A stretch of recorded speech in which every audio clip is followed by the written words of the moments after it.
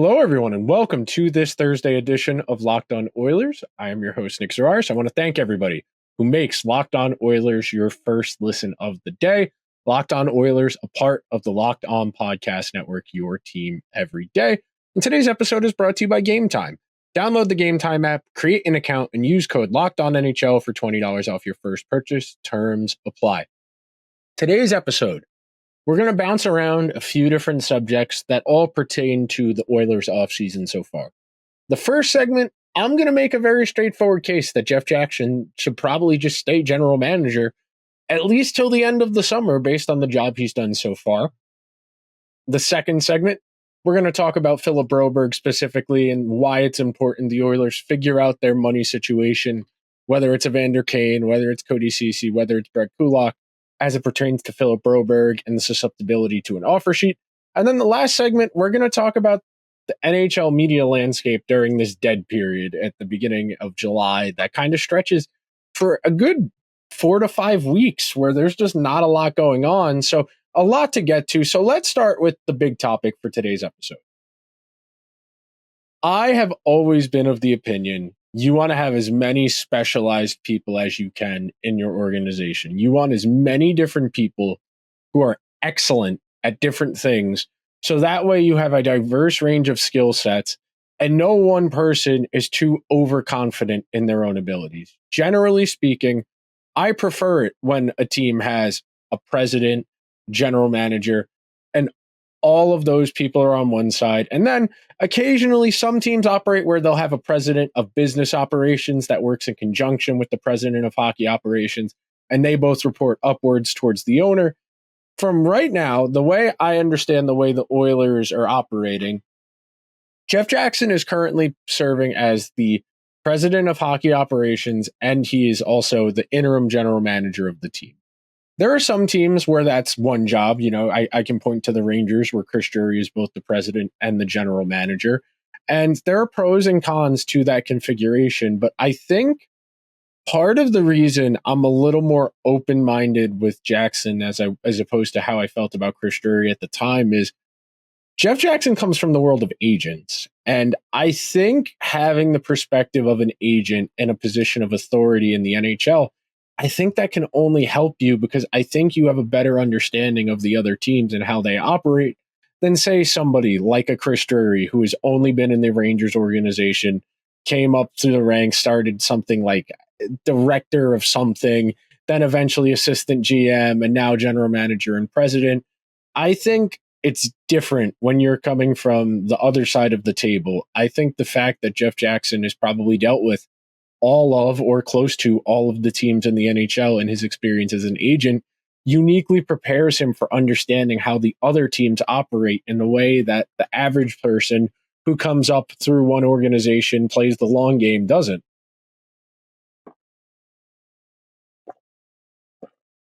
And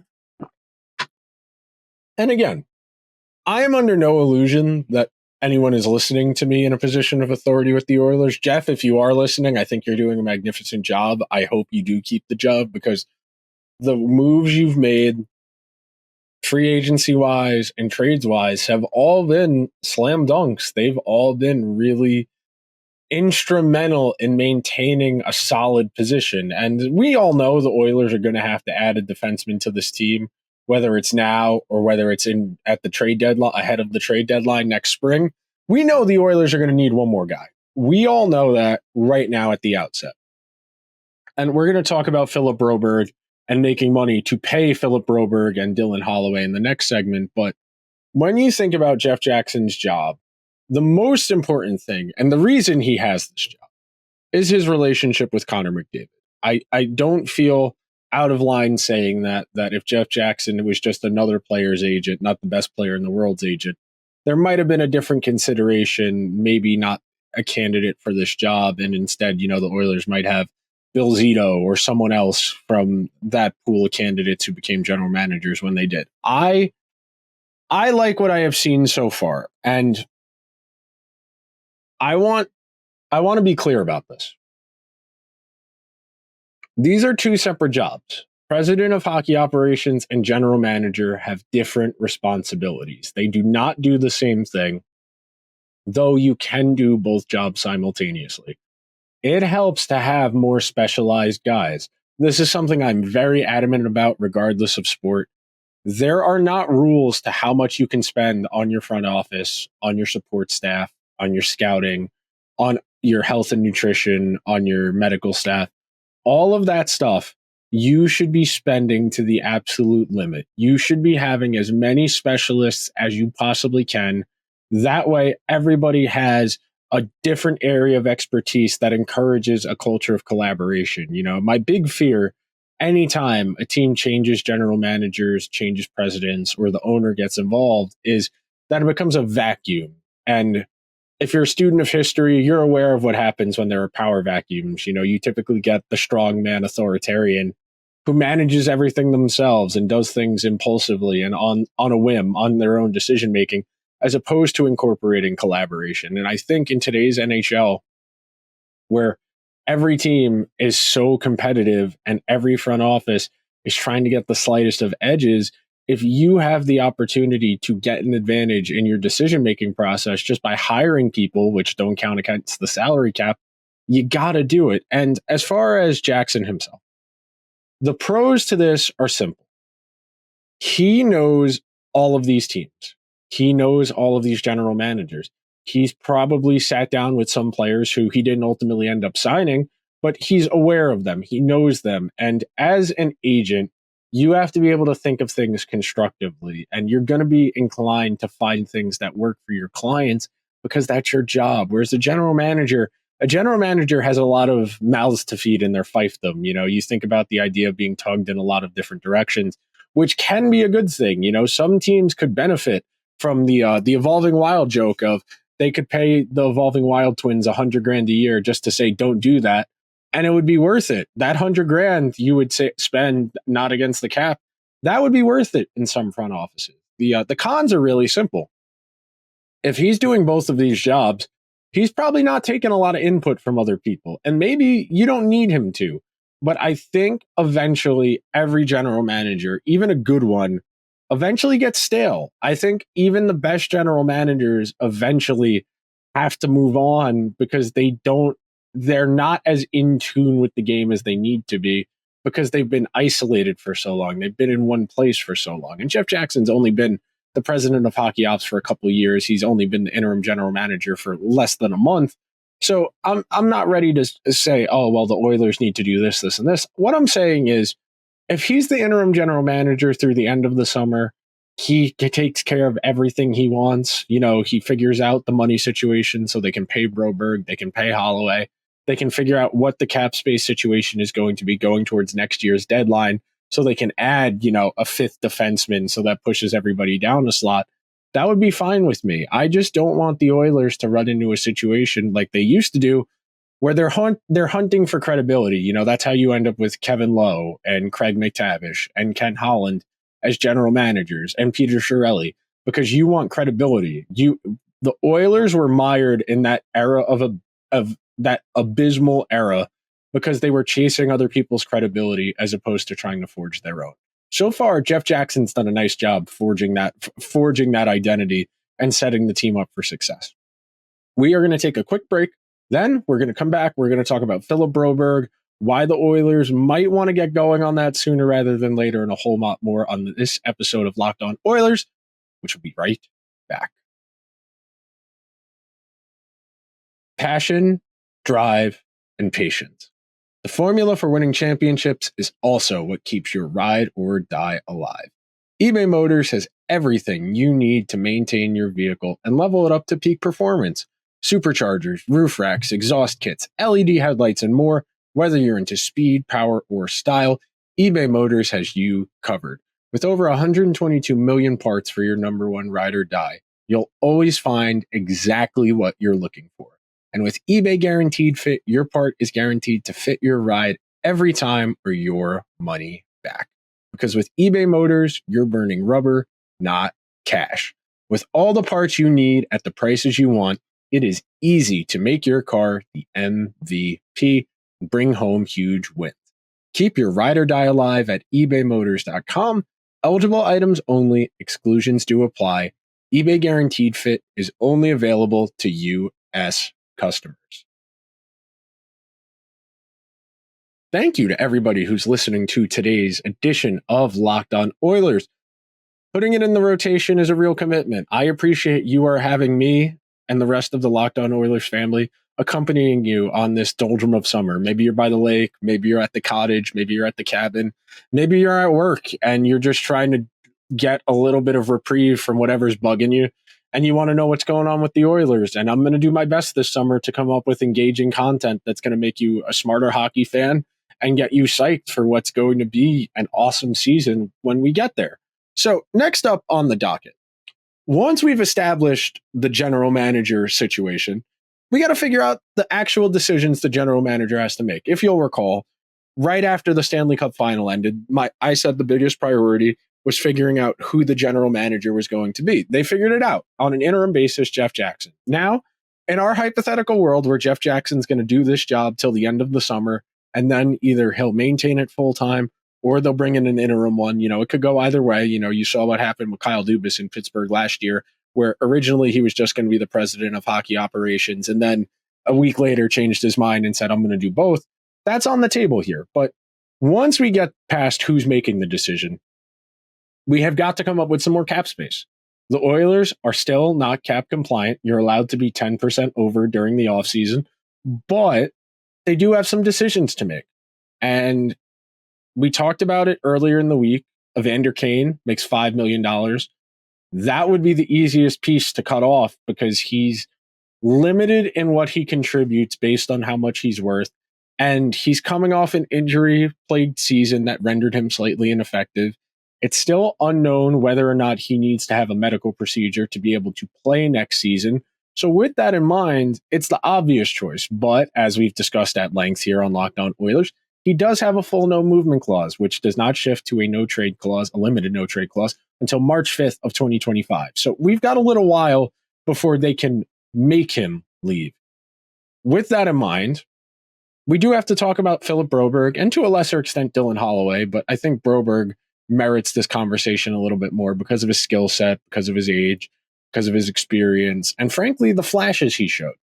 Now, I don't think NHL GMs are going to suddenly go on this bravado streak. I don't think the offer sheet works as it's supposed to because we've only had 2 successful offer sheets in like the entire history of the offer sheet's existence. I struggle to understand why it's there if general managers don't use it. And I know the insiders and hockey media people will say, well, they don't want to screw over another guy in the club. What's going to happen when it's their turnaround? They should be competitive. I don't want to sound like, what's the word I'm looking for? Not precocious. That was me thinking about the Carly Simon song. You're so vain, not precocious. Why can't I think of the word I'm thinking of? Oh my goodness. This is really embarrassing. All I do is talk, and yet I can't think of pretentious. There we go. It took me a minute, not precocious, pretentious. I don't want to sound pretentious, but I'm kind of shocked no general manager out there who needs a top 4 defenseman sees Philip Broberg sitting out there and at least makes the call about an offer sheet. Because let's say you're a decent hockey team. You know, you're in that middle of the pack. You're the Capitals, the Penguins, maybe the Islanders, the Senators, the Sabres. If you need a left-handed defenseman, or Broberg, as we know, can play on the right and will likely play on the right, at least to start next season for the Oilers. That was, of course, originally the plan last year, but Matthias Ekholm got hurt to start the season. So the Oilers pairs were eventually rejiggered around to make that work. But with that in mind, I don't think Philip Broberg is going to be offer sheeted for 2 reasons. Number one, like I said, it's only happened twice in the entire history of the offer sheet being an instrument in the general manager toolbox. And then number 2, the reason they also don't get signed is because the players have to want to go. That's the other part of this. And maybe there is a team out there, you know, like the Blackhawks, that's bad, or the Sharks, that's bad, or Utah, that's not that good. That's right. That has plenty of cap space, that needs defensemen, that could say, we will give you $4.5 million for 5. We will give you $4.5 million as an offer sheet. We know Edmonton cannot match. If you sign this, you will get this money. And there are a lot of opportunities for general managers to put the ball in players' courts. And something we're going to talk about on tomorrow's episode of Locked On Oilers about draft position and value and filling out the organization. The Oilers are entirely hamstrung right now, money-wise. They do not have the luxury of throwing $5 million at Philip Broberg to match an offer sheet. Now, is Philip Broberg going to be worth $5 million next year? There's no way to know. This is somebody who does not have a lot of NHL games. I'm going to click over here to my notes to make sure I've got it right. Philip Broberg, where is he here? He's played 81 NHL games. Okay. That is not a big sample size, and it would entirely be a contract based on forecasting potential turning into reality. And there are plenty of teams that get burned in free agency and in trades on that premise that we see something in this guy, we think we can get more out of him. And maybe there's a world, in another world, where an NHL general manager is going to find a way to get Broberg on their team, give them the offer sheet. I want the Oilers to get him ready as soon as possible because they need him ready to go. They need him with the mindset, you are playing top 4 minutes, you are playing with Darnell Nurse, and you are going to quarterback the second power play. You need to be mentally prepared because this is going to be an enormous jump in responsibility for you because you've never really played that much. You know, the playoffs were the longest sustained period he stayed up at the NHL level. And that's a Ken Holland thing and an organizational philosophy thing about how we handle our prospects, what we do with them, the way we bring them up. And that's going to be one of the main subjects on tomorrow's episode. So Broberg is probably not going anywhere. I would put the chances anyone's even called his agent to like try and read the barometer on the chances of him even considering an offer sheet at like 2%, because these GMs are much like the insiders who we're going to talk about in the next segment who don't want to do any work once it gets to July. You know, I saw Pierre LeBrun tweet, see you in September, saying I'm taking the entirety of August and half of July off, even though, you know, the news isn't supposed to stop. There isn't supposed to be a break in the news. But alas, I digress. I think the Oilers will make sure they get Broberg and Holloway taken care of because cost certainty is an utterly essential component to today's NHL. We are going to talk about NHL media coming up next on this episode of Locked On Oilers, so be sure to stick around.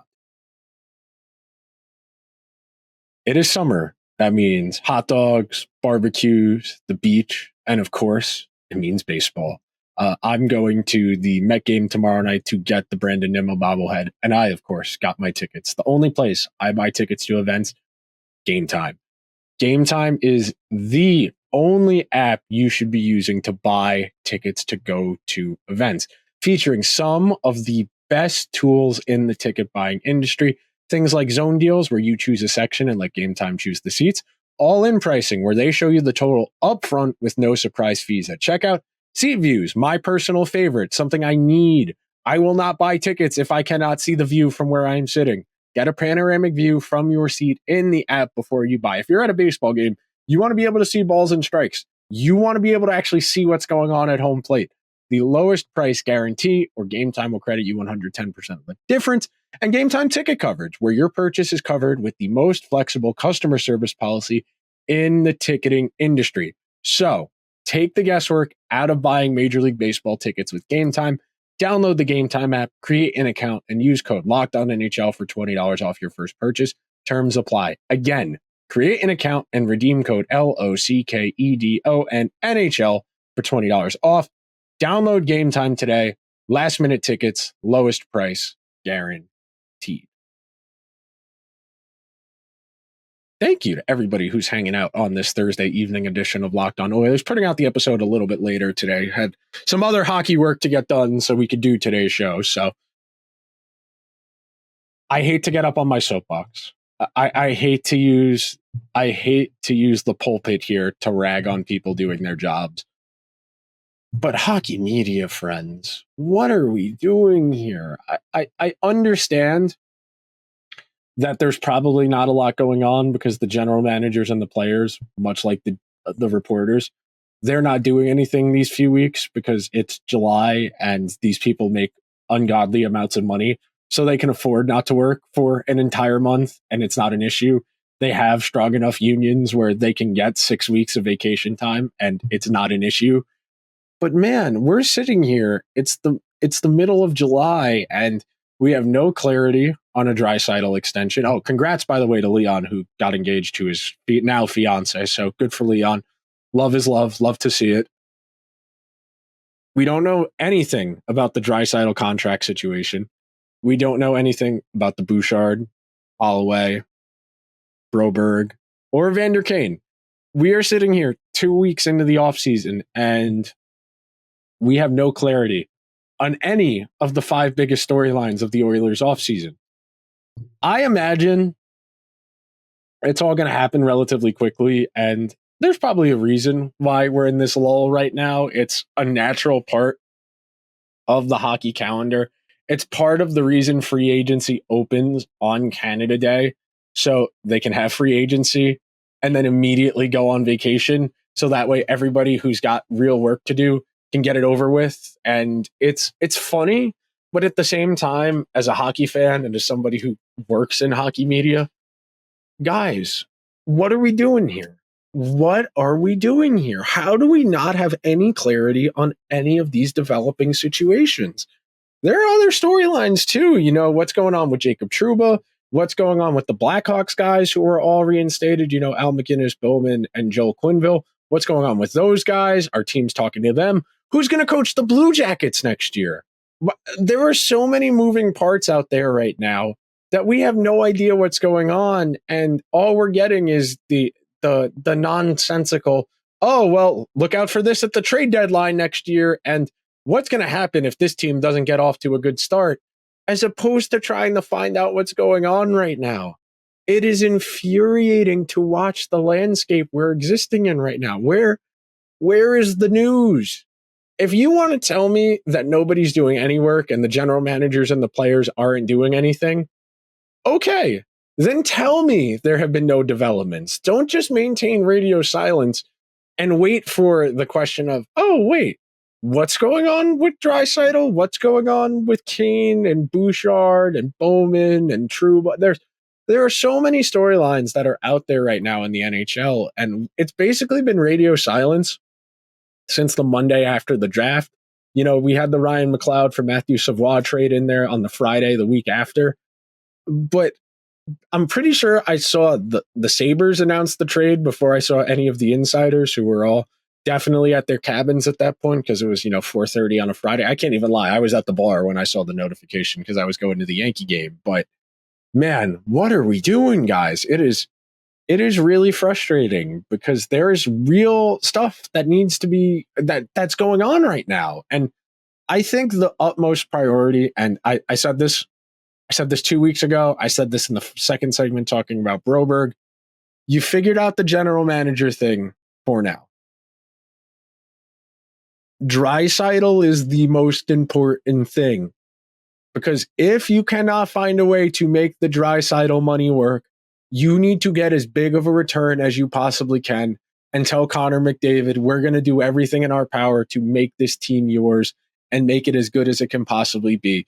Because if you lose Draisaitl, if you have to trade Draisaitl and then you have to trade McDavid, you do not have a hockey franchise anymore. And again, Jeff Jackson being the GM and the president, I don't think Connor's going anywhere. And I'm assuming Jeff Jackson understands how important Leon is to Connor.